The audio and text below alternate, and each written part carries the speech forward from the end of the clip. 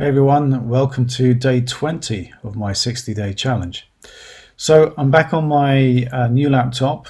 Apple released a new version of iOS today. It's Catalina, which I've installed, and now my webcam at least appears to be stable now and not crashing my laptop every time I try and record something. So that's great. So I've just come off the listening to the Q&A. Some really good content again today. I took some notes and some takeaways here I was just going to read. So there was quite a few questions about ads and for those people that have started ads and what things to look for in terms of how to improve ROI. And so, the first thing really was to have good click-through rate on the ad. One of the tips was to regularly submit like campaigns in order to increase the number of ad approvals on your account. So to keep that score, that ratio we've talked about before, high.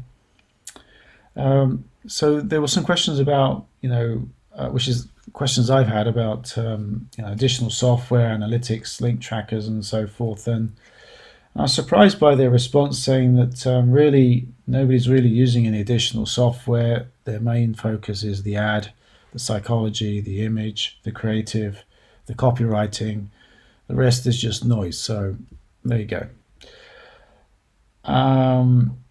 They went through a little bit about the format as well. The transition between the ad and the pre-sale page in terms of whether you use the image or not, and so forth. What else? There was a couple of hack tips about using old budget values, using separate test and scaling accounts. I also mentioned the need or possible need to have different clickback accounts when you're in different niches, because when with the exception of the pre-sale IO with INS, it appears that if you're relying on pixel fires from ClickBank to give you the sales data, the problem is if you put multiple pixels on your ClickBank account for different niches, for different offers, every time there's a sale, it's going to fire all those pixels, so you're going to get mixed data. So which I didn't realize, so that's good to know. And a question I had in my mind as well with different having multiple business managers, whether you could share pages, and apparently you can make it so that you can share your fan pages across different business managers. So there are the main takeaways from the Q&A today. Now today I've been working on my landing pages for the easy battery reconditioning offer that I want to promote. So they have an example landing page which I use to strip off some of the copy and some of the images and testimonials and so forth. So, and I come up with these two. So I have this one with some testimonials here and headlines. Section they're talking about how also people are cashing on battery business by reselling reconditioned batteries. And I created this one, which has a bit more imagery.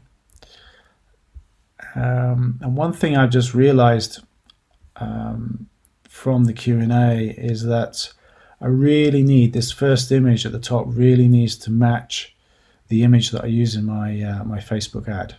And I wasn't planning on using this cover for my Facebook ad because if you recall, the idea is to use linear vector illustrations as pattern interrupts to get the clicks. So I'm going to have to change this so it uses the image that I'm going to use on my ad, and that explains why this is one of the images they suggest using on a Facebook ad, and obviously that's why they have that image as the first image on their landing page as well. So I need to modify that and make sure there's congruency between the ad and my landing page. So that's all I'm going to cover today, and I look forward to speaking to you again tomorrow. Bye.